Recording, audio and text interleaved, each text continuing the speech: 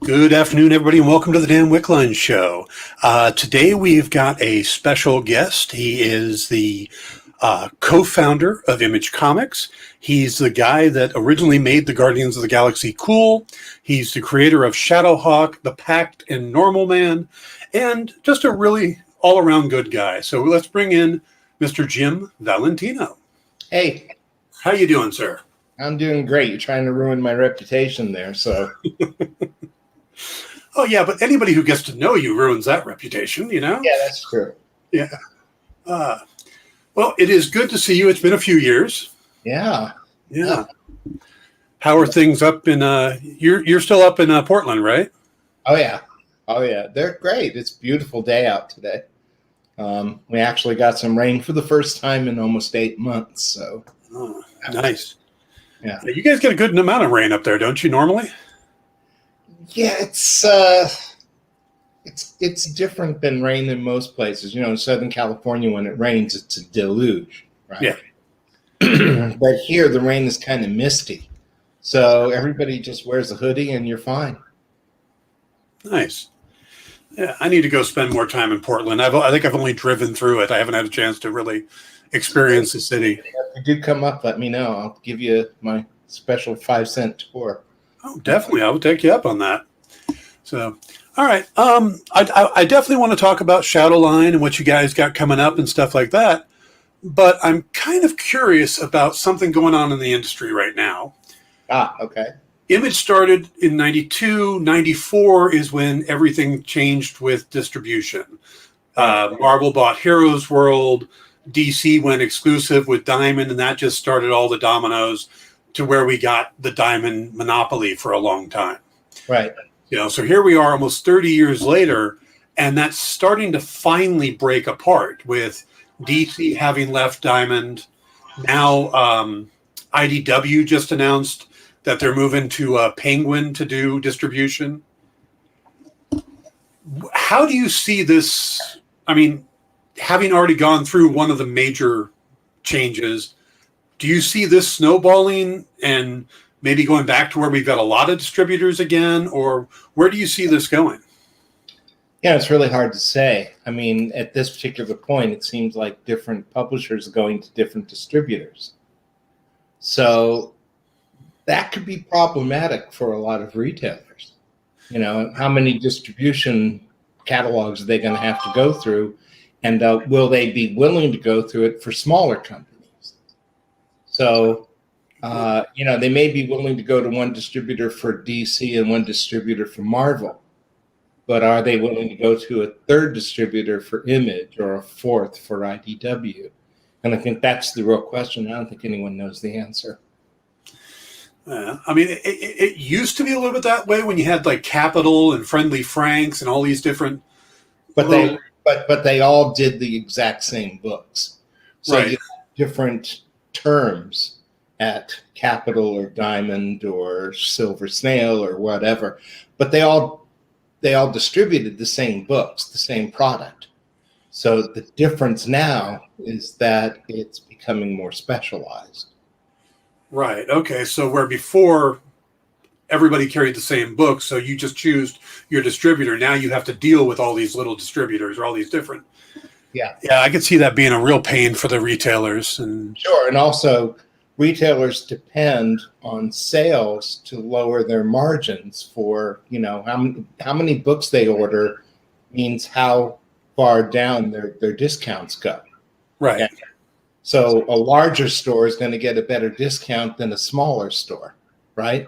Yeah. So now if it's all divided, it kind of reminds me in a lot of ways of the video games in the 1990s, where there were so many competing companies that the smaller ones almost had to fall. They had to fail.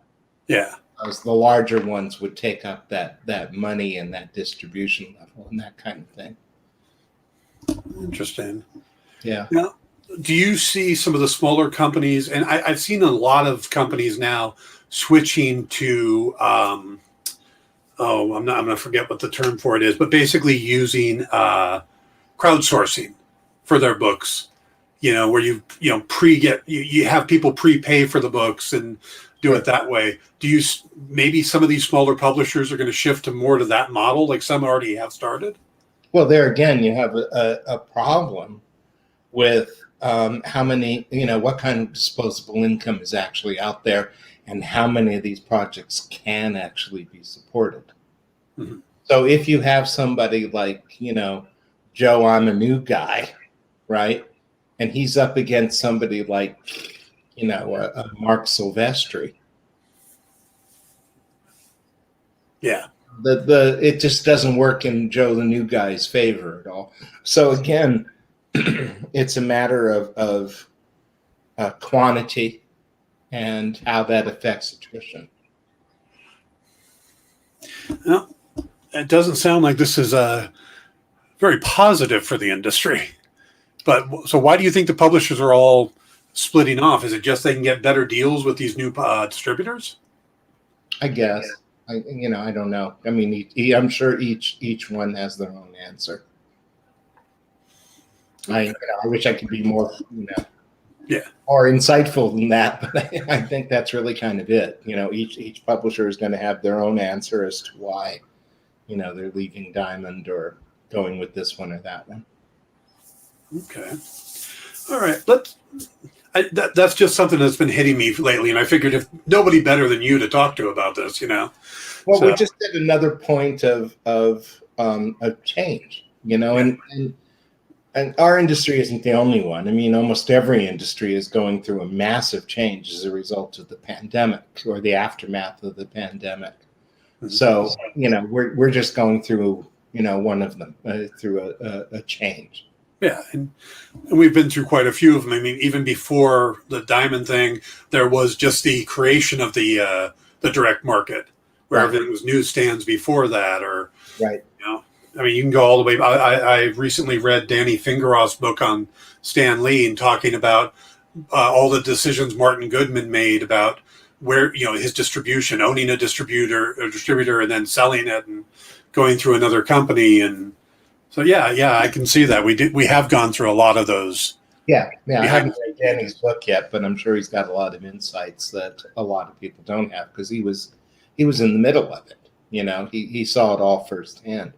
But you also have to remember in context, and I don't know if he talks about this or not, but in the early '60s, the distributor was owned by the parent company of DC, and so they limited Marvel's monthly output, which is why you saw 2 characters in one book and bi-monthly books, because if they were limited to 8 books, then they could do 16 by having 8 books come out one month, 8 books coming out another month.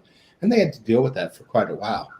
Yeah. And also, from what I understand, a couple books were created solely to make sure they used all their slots because another book was running late, Daredevil being one of the prime examples of that. Wally Woods was running late on it, and Bill Everett was running late on the first issue, and they had to put something else in. And now I can't remember what the other thing was, but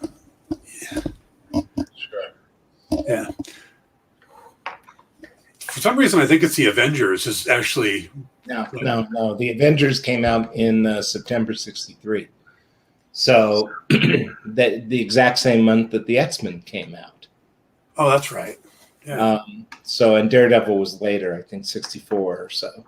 Well, yeah, but Daredevil was supposed to be earlier, and then they had to bump it because of Bill Everett not getting the book done on time. Well, that could be because they said actually the X-Men was the one that they were planning, and the Avengers they threw together at the last minute, which is strange to me because I thought the Avengers was Times the book that X-Men was, but But yeah, I think that's why they threw it together because Daredevil was going to be late, and they didn't want to lose that slot.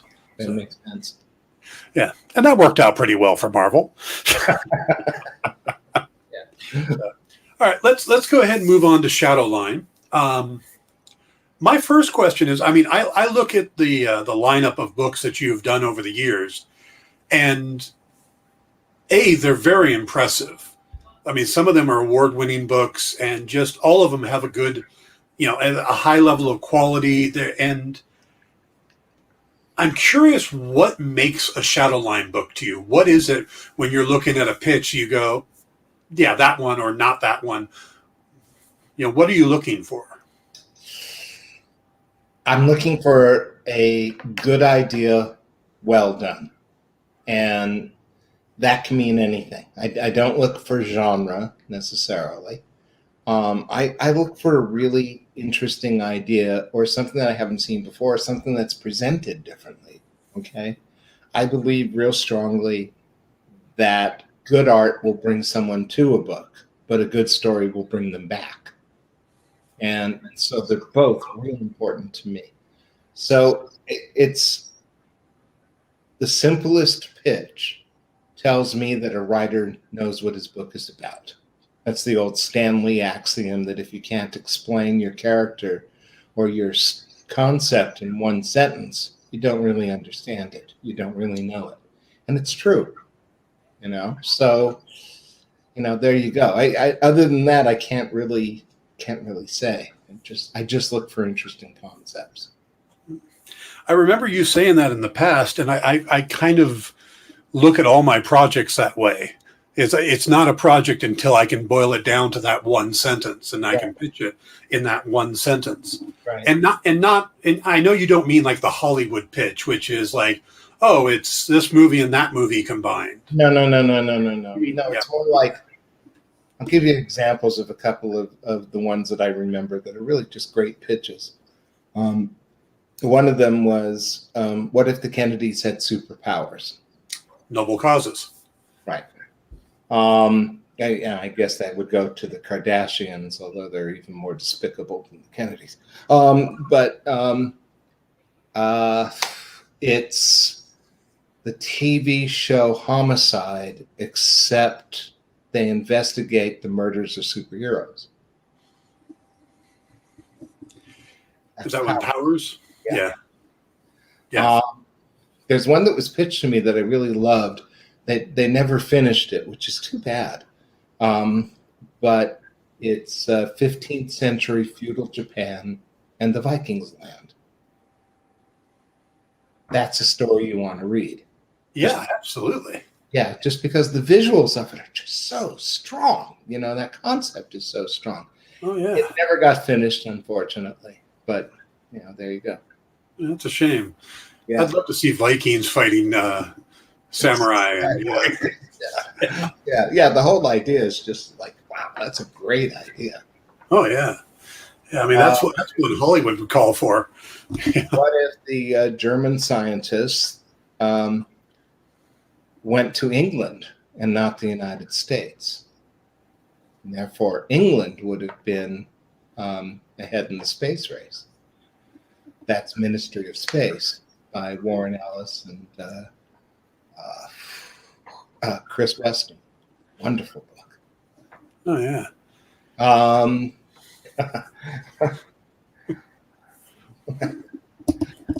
was going to say the pitch for The Walking Dead, but it was a terrible pitch. So I'm not going to go there. I'll be honest. The Walking Dead, I mean, just from the way it built, I mean, there wasn't anything that felt original about it. I think it was just well done, and that people read it and really enjoyed it, and because it was one of the books that just kept gaining in sales every month, didn't it? Yeah. Yeah. I mean, it became prior to it, no zombie book ever sold. Yeah. Zombie books always just stayed on the shelf.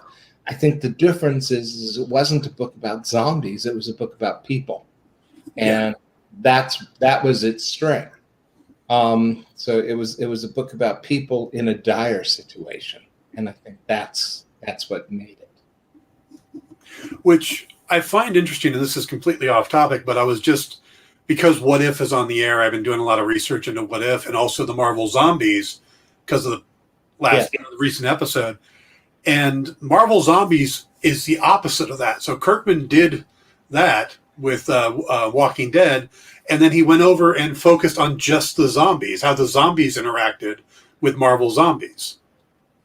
Yeah. I never read Marvel Zombies, but they used to call those those fans who would only buy Marvel zombies, right? George Perez told me a great story. He said a kid came up to him at some convention when he had just started on the Teen Titans. And the kid said, "I really love your work, Mr. Perez, but I can't buy it anymore." And George said, "Why?" And he goes, "Because you're working for DC and not Marvel, and I only buy Marvel." It's one of those. Yeah. But there you go.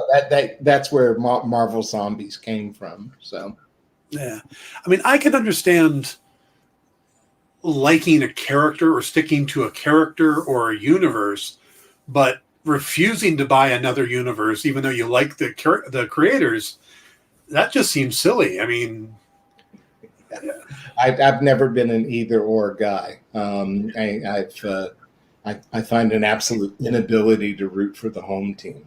So I've always believed you can like this and you can like that. It's perfectly okay, which probably explains why I don't like sports. It just doesn't work for me. Yeah, I could see that. Yeah, I'm good with sports, but I'm not the trash talker or I hate that team or that team. It's like I like the teams I like, but I don't hate anybody else. It's a good book, regardless where it came from. Yeah. And that's it, and to me, it always seems silly to say, I'll only buy this company or that company or whatever. I'll buy good stuff. That's what I'm always looking for. Something good, something entertaining. Yeah. So I was looking at some of the books you've got recently. You seem to do a lot with Brian Haberlin. You just did Jules Verne's Lighthouse. You got Hell Cop coming up. You did The Marked. Yeah. So is it a direct pipeline at this point? Does he just say, "Hey, I'm doing another book"? Or? Yeah, pretty much. He's got a lot of cool ideas. Lighthouse was interesting in the fact that it was based on a Jules Verne book that I've never heard of. Right. And I don't think a lot of people have heard of it. Yeah, it was new to me too. Yeah. Yeah. And he told me what the story was, and it's kind of a pretty basic thing. It's his approach to the story. And his approach to the stories I love. The Marked was just a fabulous idea that came at the wrong time. It came just as the pandemic was blowing up, right? Yeah. The idea that there's witches that their spells come from their tattoos, I thought that's a great idea. That's an idea that I saw. This could be a movie. This could be a television show. And I don't usually go for those kind of things, but this one seemed to hit on that zeitgeist of there's a lot of people, not my age, but younger, that are heavily tattooed and it just seemed to fit into this era correctly. So I think that one is still, it may take a while for that one to gel, but eventually I do think it will gel. So yeah, he just comes up with all these ideas, Now the next thing they're doing through you guys is Hell Cop, right? Yeah. Now, and that's an older character they're bringing back. Right. Right. Right. It's a character that was near and dear to Brian's heart. He just loved Hell Cop, and I think it's been almost 20 years or maybe longer since Hell Cop has appeared. And he just had a backlog of stories he wanted to tell. And again, it's a great concept. The concept is that they discover that hell is actually a different dimension. And so the Hell Cops are trying to stop it from invading our dimension. It's like, okay, that's a good concept. Yeah, I am always impressed by Brian and all the stuff. Aria, going back to Aria, was such an amazing book. He and Brian Holguin and Jay Anna. I don't know if I. What? Anacleto. Okay, that actually is pretty close to how working for Bleeding Cool for 5 years. It got to the point where I had to spell everybody's name, so I phonetically started pronouncing them. Yeah.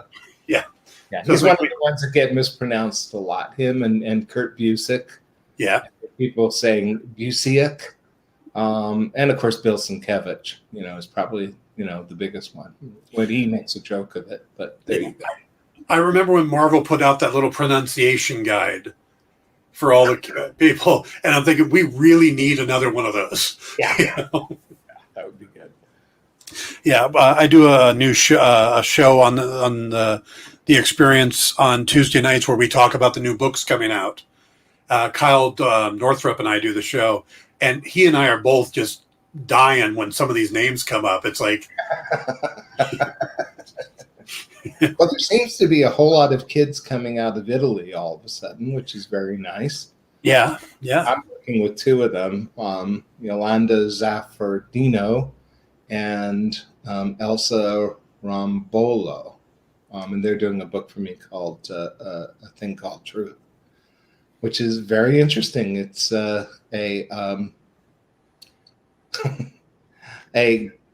doctor who is getting all kinds of shit ties one on one night, and she falls into the back seat of her car, right? And when she wakes up, her car is being stolen by another woman who's on a quest. She has this journal from her brother of all places throughout Europe where movies have been filmed. And so she wants to visit all these sites in the doctor's car.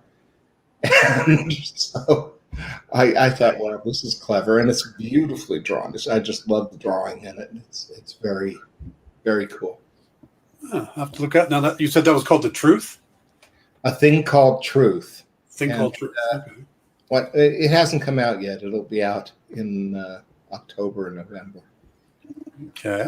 And then I'm working on an Image Comics timeline, which I've been working on for pretty much the whole year.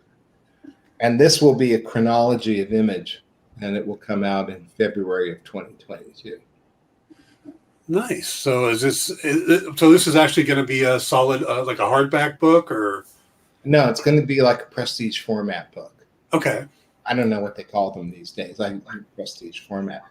It's hold on a second. Let me see. It starts here. I don't know if you can see that or not. Oh yeah. Okay. Yeah. So nice. It starts at Marvel, because that's where it all started.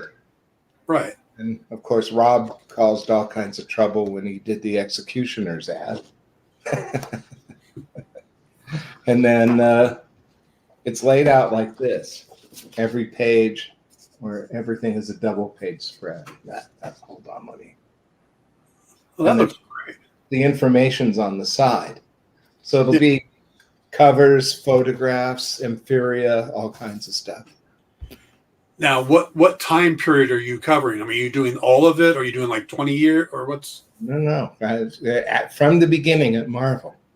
So that's it actually starts in hold on a second. I have to look at San Diego Comic-Con, August 4th, 1990. That's where it starts. Oh, wow. Okay. So it starts with this dinner that we had. It was Rob, Eric Larson, myself, Dave Olbrich, and several other people. And Rob asked Dave if he would publish him. And Dave started laughing, thinking Rob was kidding, and said, yeah, of course. This was Malibu Comics, right? Yes. Yeah, Dave was the editor-in-chief, I think, or publisher of Malibu at the time. And so he said, would you publish me and Eric?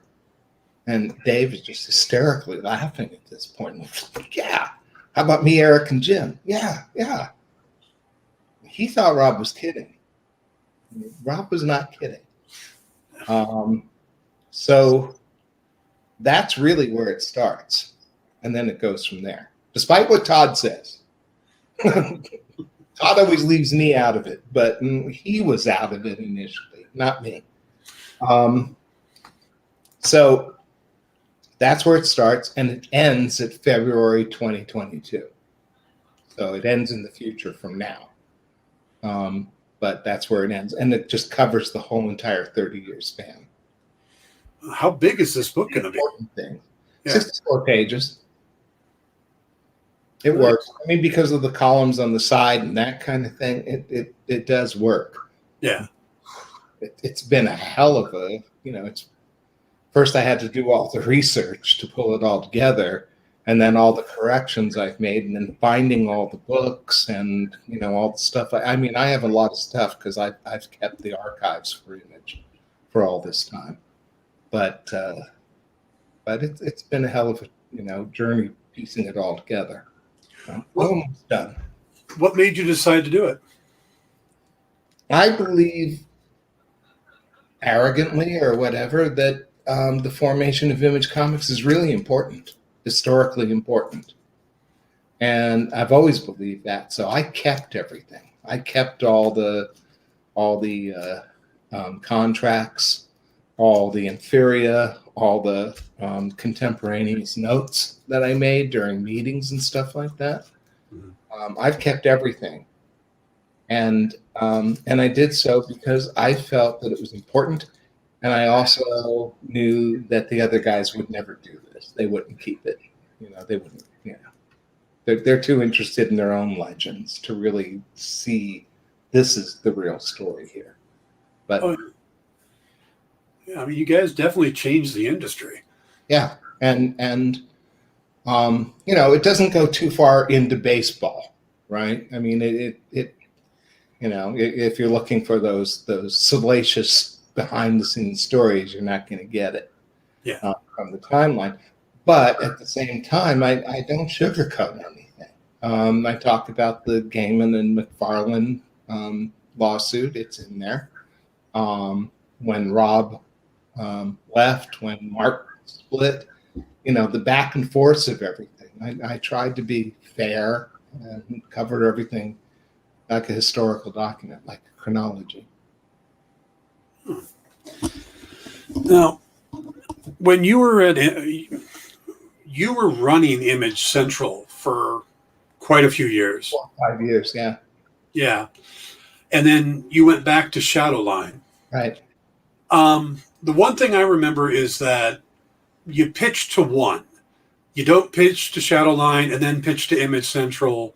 It's kind of the vibe I got coming up is that you picked who you were going to go to. If you wanted Top Guy, you kind of pitched to them. Was that an actual thing, or was that because I was doing creator-owned stuff? Okay, I mean, Top Cow and TMP and Skybound are all a different thing, right? But Shadowline is very similar to Image Central. Right. The difference is that Shadowline is a very small boutique, and you get personalized attention all the time because it's so small. Yeah. So if you've got a problem, you can pick up the phone or email, and I'll answer like immediately and try to take care of it for you, whatever it is. So that's the big difference, whether or not you need that kind of personal attention or you like that personal attention. Mm-hmm. So what I decided was that Shadowline was not going to be a backdoor to Image. If Eric doesn't want your book, then that's it. Okay. I'm not going to take books that Eric has turned down. And our tastes are similar enough that if he turns something down, chances are good I'd turn it down too. And if not, I mean, it hasn't come up yet. It's come up a couple times where I've gotten a pitch that I thought was okay. It just didn't fit Shadowline, didn't fit what I wanted to do. So I slide it under Eric's nose and just tell the person, I'm going to slide this under Eric's nose. It's up to him. If he likes it, he'll get in touch. If he doesn't, he won't. Silence is an answer. There you go. Okay. And it took me a second to realize you're talking about Eric Stevenson, not Eric Larson. Yeah, not Eric Larson. No. Yeah. I'm not that cruel. No. Yeah. You've been doing a lot of, creator-owned work, but you haven't done much with your own characters lately. With Shadowhawk, The Pact, Normal Man. Yeah. Just not feeling it, or? Yeah. Actually, I just finished yesterday. Show and tell, folks. That's a cover for a new Shadowhawk book that will be coming out next year, which will be written and drawn by Philip Tan. And he will be inking this piece. Yeah. But no, I don't draw much anymore, which, I'm sure most people are thankful for. And I just don't. I enjoy doing what I'm doing. And the way I put it, and as noted before, I'm not a sports guy, but the sports analogy is this. When you're young, you play on the field. And when you get older, you coach. And I'm in my coaching phase. And that's the easiest way to explain it. Now, you said that Philip Tan is going to be both writing and drawing? Yeah. He came up with an interesting concept. He's been a big Shadowhawk fan forever. Mm-hmm. And he's always wanted to do one. And, he's always told me, if you do something new, let me know. So he came up with an interesting idea. It's going to be a one-shot. That's all. One and done. Mm-hmm. And that's it. So I said, okay, you can do this, because I know I'm not going to. Now, I'm a big Shadowhawk fan. I got to ask, is it still Paul? Because we brought back Paul. Right. Is it Paul? Yes. Good. Cool. Okay. Yeah. Although I like the kid too. So. Oh yeah, the kid was great. But I got to help bring Paul back, so that's why I'm really personal with that now. Yeah. So, yeah. I believe it's Paul. I haven't seen the plot yet. He's finishing up some assignments, and then he's going to send me a detailed plot so I can look at it and tell him okay, here's where you're going wrong, here's what you need to cut, blah blah blah.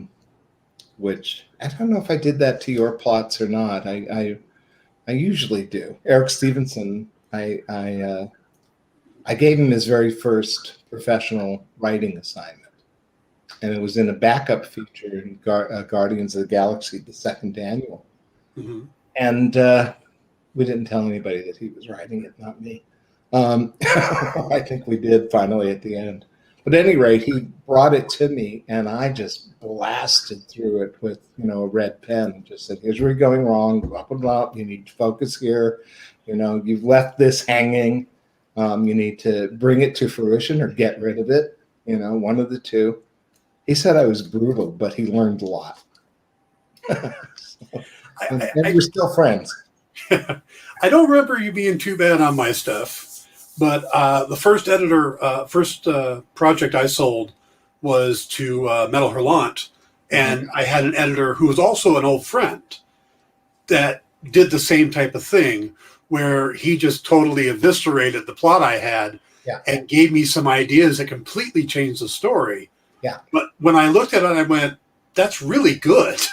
I liked the changes, so I worked with them, and they ended up buying that, and that was my first freelance work.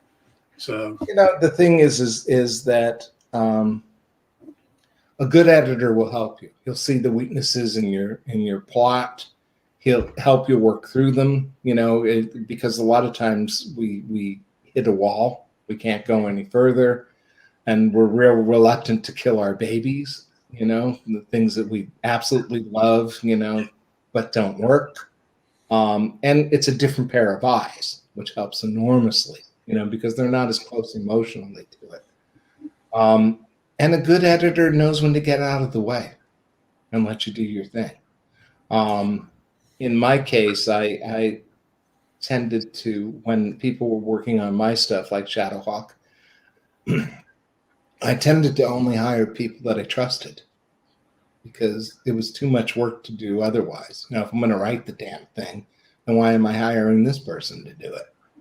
Yeah. Yeah. I think most of what I've come across are two types of editors. And the ones I love are the ones who are out to make your story better. Right. Then there's been a few that they're really butting heads with you because it's how they would write it compared to how you'd write it. Right. That's a bad editor. Yes. Yeah. That's a bad editor. A good editor wants to make the story good. has nothing to do with you or with them or with anything. They want to make the story better. Right. And they'll do that. And the good at I had someone I was training as an editor for a couple of years, and they had said to me, I don't know what to do. Got this phone call. Don't know what to do. I got the script and everything's perfect. There's no spelling errors, there's no grammatical errors, the story flows. What do I do? I said to call them up and say thank you. And they were like, but I didn't do anything. I didn't earn my money on this. I go, you read it. You looked at it. You approved it. That's it. That's your job. Yeah. And you earned your money by hiring the right person. Right. Exactly. Yeah. Yeah. When I got into doing novel writing, I got an editor who encouraged me, and it's the only reason I can successfully write a novel, because she comes in and just with the red line going like crazy through the book and makes it better. And, you know, I don't think I would finish any kind of prose piece without her reading it now. Yeah. But, you know, if she gives me a page back that doesn't have any marks on it, I assume she missed that page. You know? And we'll go back to her going, did you miss 31? Because yeah. Yes, yeah. Of course. So, well, with Shadowline, you said you've got a thing called Truth, and you've got Hellcop coming out. What else do you got on the horizon? Anything new from Bomb Queen or, you know, Jimmy's? No, I think Bomb Queen has seen it today. I think we're putting that aside for a while. Jimmy's going through a creative slump, so, you know, we just leave him there. I have a new book coming, although I don't know when. Very, very slow. But the pages are just stunningly beautiful. It's called Dead Romans, and it's by two newcomers, and it's just gorgeous. It's going to knock everybody's socks off when they see it. It's that nice looking. But other than that, I don't think there's any other books coming up. The Shadowhawk one shot, and the timeline. And I don't want to work too hard. I'm too old. Just like, you know, it's like I've so a couple of books. That's all we really need. You know, Shadowline is designed to be a very small boutique. And I'm not interested in producing 150 different comics with Erzat Superman and Wolverines and shit. Well, so, all right, I'd like to talk a little bit about some of your previous work, because, I mean, a lot of it is in the current news.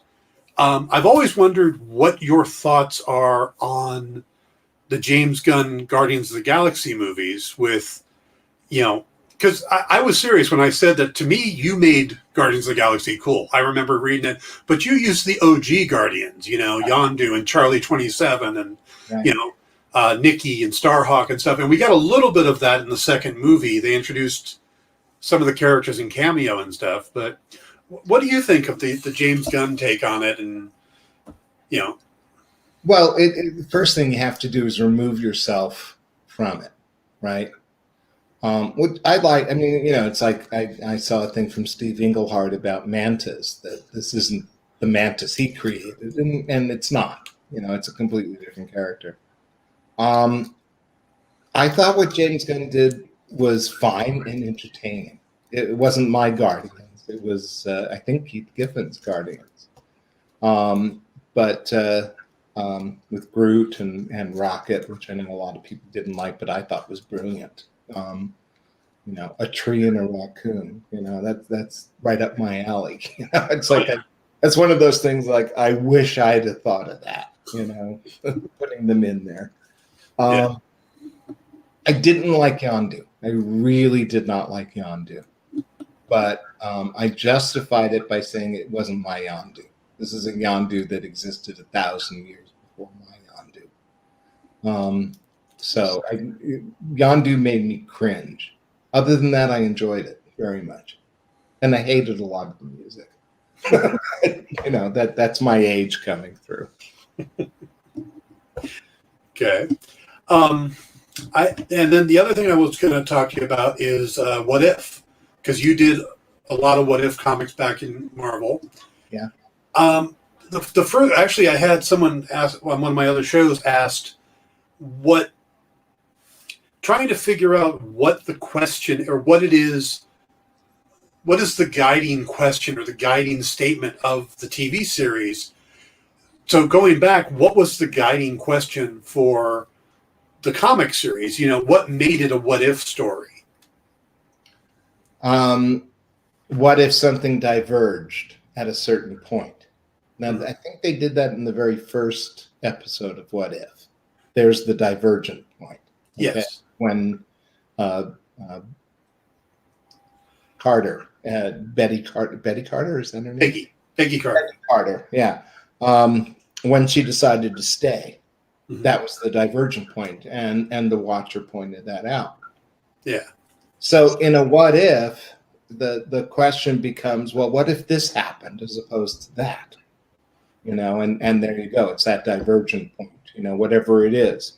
What if Spider-Man actually joined the Fantastic Four way back in Spider-Man #1? What would have happened that would have changed things? What if the Hulk always had the brain of Bruce Banner? How would that have changed things? I did one where what if the Fantastic Four had died initially, and the Avengers had to face Galactus? What would have happened? I don't actually remember that one. Now I got to look for that one. Number 41, I think. Yeah, it was the last one I did. And it was based on, FF48. It started in FF1 with them crashing and dying. And then the Avengers came together just like they did normally because that had nothing to do with the Fantastic Four. So that happened normally. But then Galactus came down, and there was a completely different power set, and completely different individuals that had to deal with Galactus. So the outcome was different. So that's how it would go. I mean, one of them, they talk about a great pitch. The editor for What If, Craig Anderson, was coming to visit my studio. And Rob and I were off and on studio mates. And Rob's told me, he goes, I have a great idea for a what if. What? Told me, and I said, you got to tell that to Craig. So I said, Rob's got a great idea.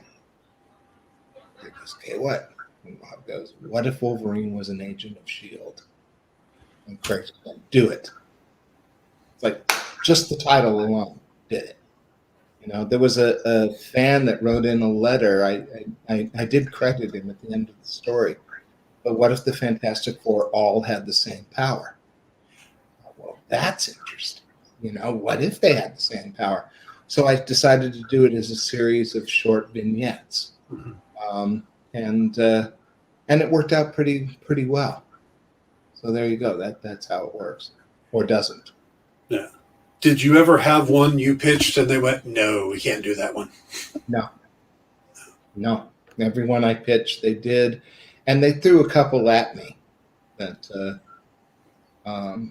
the first one I did, which was number 3, it was about Captain America dying or not dying. I can't remember. But that one was pitched at me. Do this. Okay, all right. The Atlantis Attacks one was pitched at me as well. So I was like, okay. So I got to read all these books. So yeah. Do you have any personal favorites from that run? I have quite a few. What if the Vision had destroyed the Avengers? That was in number 5. Mm-hmm. What if the X-Men had stayed in Asgard was a favorite. The Fantastic Four one, the Avengers facing Galactus. Those are probably my favorites. Yeah, I've got a good number. What if Wolverine was an agent of S.H.I.E.L.D.? Yeah. I like I said on Facebook the other day, I've got a stack of those because I was going through my storage and I went, well, I'm just going to take one of my long boxes, and it happened to be all the what if issues that I had. So I've been looking through those same ones recently. Yeah, I mean, the TV show I think the TV show is kind of hit and miss, but when they focus, it's good. Actually, I thought the second one, the Guardians of the Galaxy one, was probably the worst so far. I'm going to agree with you on that, because as much as it was nice to hear Chadwick Boseman again, Yes, it really just felt like, hey, how wonderful would the world be if, and where my favorite was actually the third one with Hank Pym going crazy and killing the Avengers. Actually, my kids had a hard time with that one. And I said, no, Hank Pym is always, he's always been a little off. Yeah, he's been on the edge. Yeah. And as Yellow Jacket, that was always the thing. Yeah. He was, So. Yeah. Actually, my Aaron's girlfriend made some sort of comment about Marvel Zombies, the Marvel Zombies one. And I said, oh, no, there was a whole series with Marvel Zombies. And she had no idea that there was. So she thought that one was being gratuitous. But, most people that watch these shows and these movies have never read any of the comics and have no desire to. So you have to look at it as a different world. Yeah, I get that from my girlfriend a lot. I'll tell her, oh, yeah, this is coming out. And she's like, that's a horrible name. Well, it was a great name in the 60s, and then we've all just kind of grown up with it, so we accept it. But, yeah, looking back, maybe one of these names is not that good, or,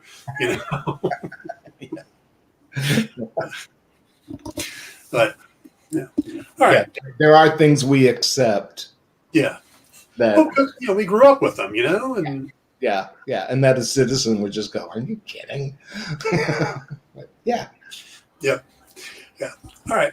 I'm going to jump over to the Shadowhawk, because, again, I love the character. When Image was forming, a lot of the founders did books in line with what they were famous for over at Marvel. Yeah, we had 3 X-Men teams.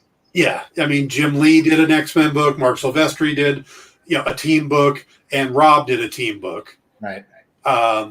Spawn, I mean, that front cover looked like a Spider-Man cover on the first issue of Spawn. I mean, it was Ken Stacy, right? Yeah, Stacy did the coloring on it. Yeah. Todd had designed it and everything and drawn it, and then Stacy came in and did everything like a painting. Yeah. Now, Larson went back to an old childhood hero that he wanted to do. Yeah. You were coming off Guardians of the Galaxy, and you ended up on Shadowhawk. How did that happen? Well, if you look, and I don't advise this, but if you go through my career, what you see is that everything I did was completely different from the last thing that I did. So there was Normal Man, and then there was Myth Adventures, and then there was, I think, the Marvel work. So What If and Guardians of the Galaxy and Shadowhawk, and there was the Vignettes book in there, autobiographical underground stuff. So what I always tried to do was something different, because I get bored really easily. So I figured I'd try my hand at what Steve Bissett always called the Ditko Roof Runner, which I always thought was a brilliant description. Just to try it, just to see it. As it turned out, it wasn't my forte, but you don't know until you try it. So. Yeah, I mean, if you look at it year by year or project by project, the Guardians, Shadowhawk, A Touch of Silver, they're all completely different one from the next. Right. Yet they're all kind of the same whole.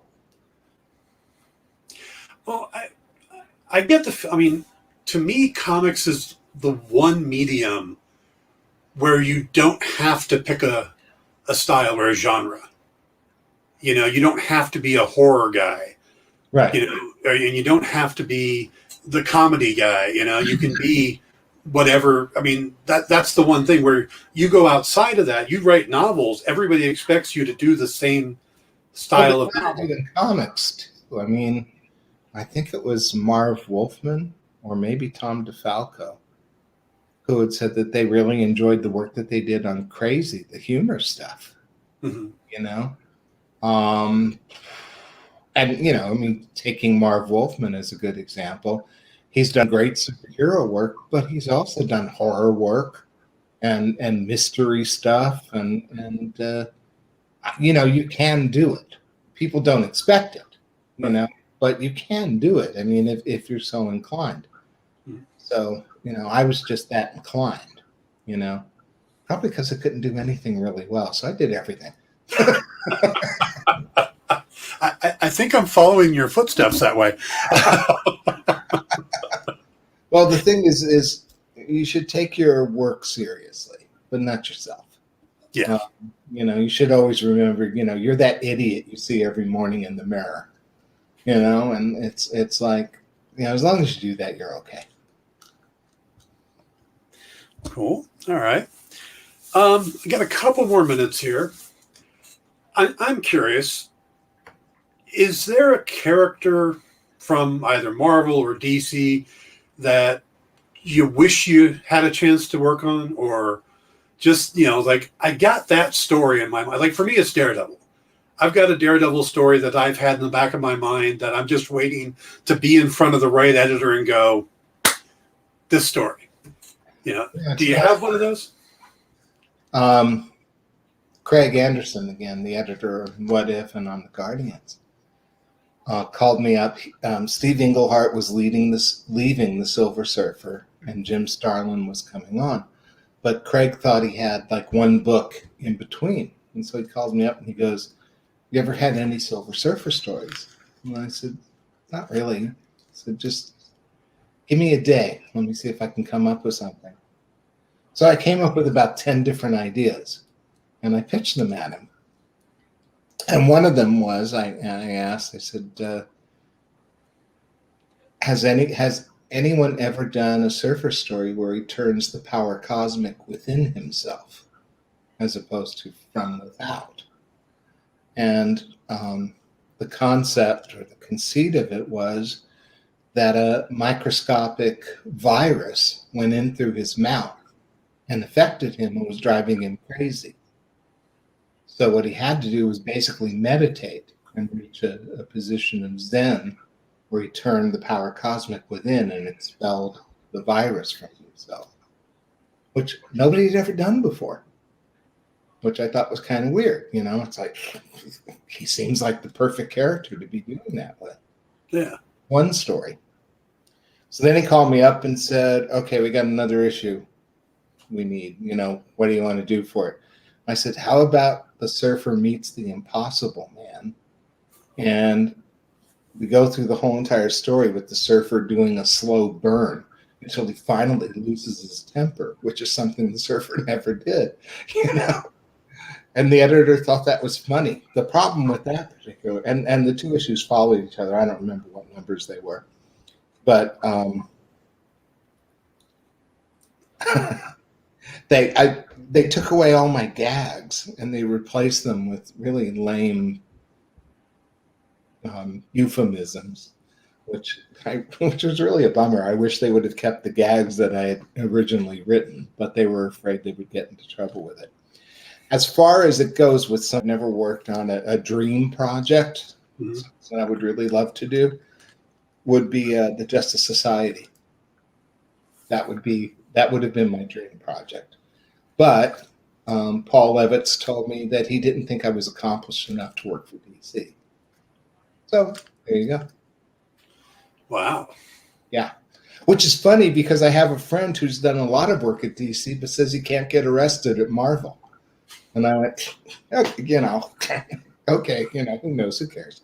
You know. All right. We need to wrap it up there, but this has been great catching up with you and chatting. Thank you for doing this. Well, thank you for having me. Yeah. And anything else you want to plug or throw before we wrap it up? No, I think that about does it. All right.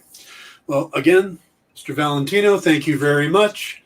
And we say goodnight to everybody. Have a good evening.